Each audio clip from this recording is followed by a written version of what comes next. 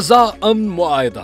पहले मरहले में 7 इसराइली यरगमाली हलाल अहमर के सुपुर्द। गजा अमन मुआहदे के तहत आज 20 इसराइली यरगमालियों के बदले तकरीबन 2000 फलस्तीनी कैदियों को रिहा किया जाएगा। पहले मरहले में हमास ने 7 यरगमाली हिलाल अहमर के हवाले कर दिए। अरब मीडिया के मुताबिक हमास और इसराइल के दरमियान यरगमालियों और कैदियों के तबादले के लिए रेड क्रॉस की गाड़ियां गजा के इलाके दीरुल बलाह पहुँच गयी हैं। फलस्तीनी कैदी इसराइली जेलों से बसों में सवार हो रही हैं। 1966 फलस्तीनी कैदियों को रिहाई के बाद गजा के अल नसर अस्पताल मुंतकिल किया जाएगा। इसराइल का कहना है कि इसराइली मुग़वियों को रिहाई मिलते ही फलस्तीनी कैदियों को रिहा कर दिया जाएगा।